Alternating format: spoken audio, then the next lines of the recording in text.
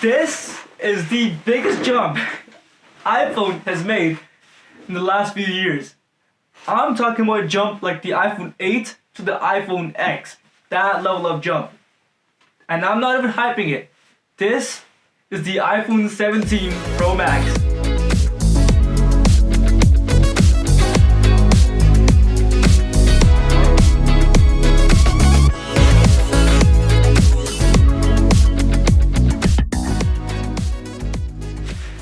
Now, in my opinion, Apple doesn't really release phones like every year type of stage. It's kind of weird to explain, right? I believe they release phone in stages, right? So you'll have something like stage 1 phones, and then you'll have things like stage 2, or maybe even stage 3. And what I mean by that is this. Stage 1 phones, you obviously have the phones that are the new design, new materials, new direction. So maybe something like an iPhone 10, right? iPhone 8 is the old design. iPhone 10 is the new radical design. So that would be stage 1. And stage 1 phones always have their issues and quirks, right?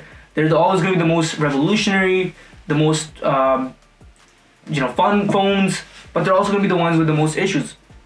And then you have things like stage 2 phones. So that would be like, think of it like iPhone 12 to iPhone 13 to iPhone 14. So the 13 and 14 would be the stage 2 and 3 phones to the iPhone 12.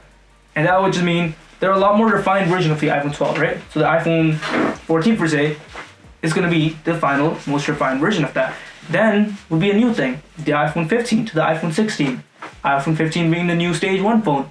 iPhone 16 being the most refined version of that phone. And then I think this iPhone 17 Pro Max is a stage 1 phone. The reason I say it is because the radical new design and the completely re-engineering and thought process behind the iPhone. So I think this is a stage 1 phone, which is exactly why this phone is so revolutionary. Obviously, there's going to be a lot of people, that are going to be like, it's the same phone, nothing's really changed, everything's the same, the software looks the same. But, I completely disagree.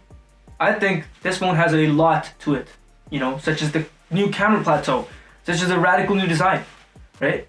And there's a purpose to all these things. Like, the phone isn't boring at all. There's a lot of new revolutionary changes that are foundational to the phone, and this is like the new foundation for the future iPhones to follow. This is that phone. Right off the bat, when you pick this phone up, you'll notice how thick it is. It's like chunky phone, right? It's at 8.75 millimeters, so it's a lot thicker than last year. Like, not a lot thicker, but it's thicker, right? But the way it's designed, it's just a lot more comfy to hold. Like, it's really nice to hold. I like holding this phone, right? And just a nice round corner, the beautiful aluminum texture. It's just a nice phone to hold. It's really satisfying to hold it. But with that thickness comes an even crazier and nicer thing. A vapor chamber. Like, this is crazy, guys. Like, I don't know how insane this is. A few years ago, none of us would have even thought of the idea of an iPhone having a vapor chamber, right? Like, you would have been laughed at. But a vapor chamber, proper cooling in an iPhone for the first time, you already know Apple's planning something big. With all the cons I've been talking about, there are some things, that you should watch out for if you're getting this phone. And one of those things, like I said, it's a stage 1 phone, it's going to have some issues. And one of those issues, I believe, is the durability, right? I've seen a lot of videos online of people scratching this phone really easily, especially these sharp corners. Right? And that's because of the way it's manufactured. It's a whole aluminum body with like some type of finish. And you can actually watch a video on this by Jerry Rig Everything. He actually does an entire video explaining why it's like this and how it's manufactured. So definitely go check that out. If you want to nerd out, it's really nice to understand why this phone's so scratchable. But yeah, this phone is not a tank. It will scratch really easily, and I have seen people bending this thing. Obviously, it's not bend gate, nowhere near that, but you gotta watch out. So yeah, this is something you want to baby. It's not a carefree iPhone. Alongside the already beautiful and radically designed, you have liquid glass, alright? And I know, a lot of you guys hate it, and a lot of you guys love it, right? I haven't seen any in between. But I'm one of those guys who loves it. But I also see a lot of issues with it, right?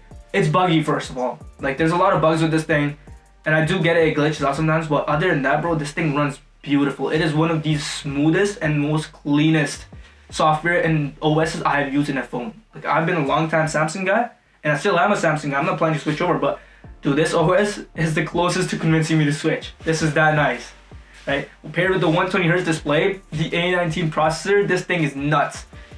Sooner or later, if you do get this phone, any older iPhone is gonna start feeling so bad. Like I have an 11 Pro and it feels so bad the moment I started using this. Like I didn't mind it. Obviously I have my S23 Ultra, I have the 11 Pro. The 11 Pro still kind of feels choppy, but yeah, this thing makes it so I don't want to go back to the 11 Pro after using this, man. There is that clear difference. The one thing you guys have always seen online is this big camera plateau. And at the start, a lot of you guys hated this design. Personally, I hated this design. I was like, why is this iPhone so ugly? But then it grew on me so fast, and I think this is one of the most prettiest iPhones I've ever owned, right? And the reason for this plateau is because just look at how thick it is. You can store so much more camera in this. You can store so much more processing in this. You can put all the cooling. And the phone, it just has a lot more internal space to work with. More battery, more cooling. That's why it has a vapor chamber. And let's talk about the cameras actually.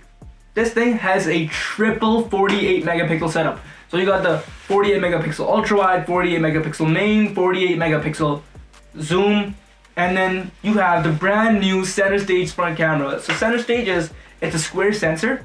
So whenever you're taking a photo, you can take a landscape while having your phone vertical. It's just crazy. It's just such a nice thing to have, right? If you have a lot of people, just hold out your phone, it'll just automatically go landscape. It's just sick. It's a sick feature.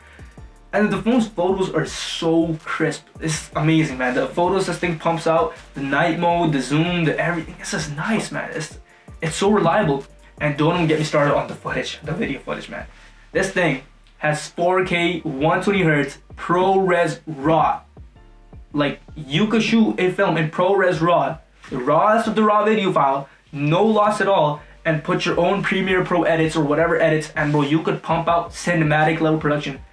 You could legitimately make a movie with this thing if you have like the proper studio lights and mics and everything. It's crazy. This camera is so capable.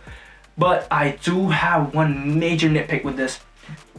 Apple, why? Just why do you have 4K 120 ProRes but no 8K?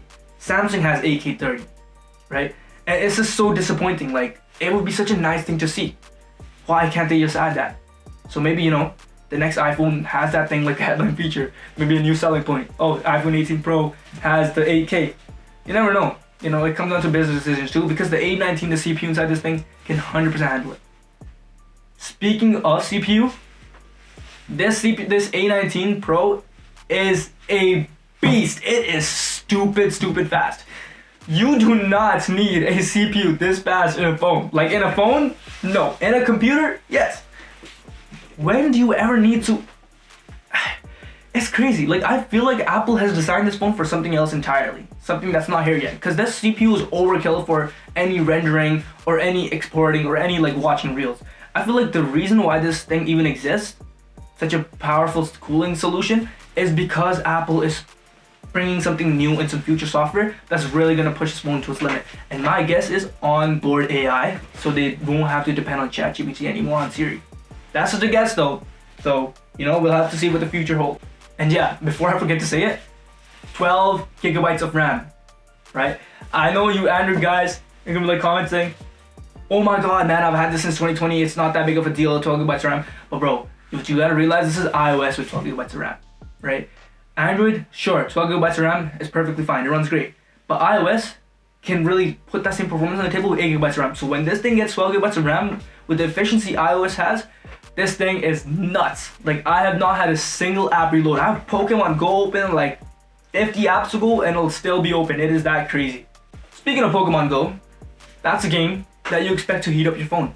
This thing's vapor chamber keeps this phone so cool to the touch. I have Pokemon Go, music in the background, Clash Royale open, 10K trophies by the way, 10.5, 10.6K trophies by the way.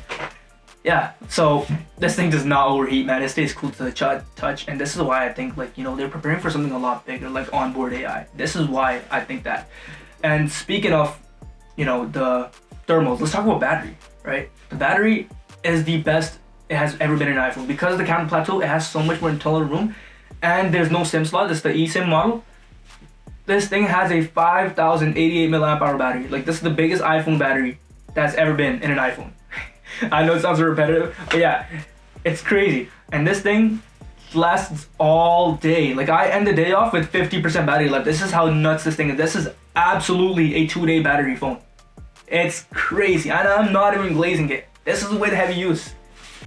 So yeah, you know, the iPhone 17 Pro Max isn't the most complete phone. It's not the most redefined phone. It has its weaknesses, it has the durability concerns, it has the bugs.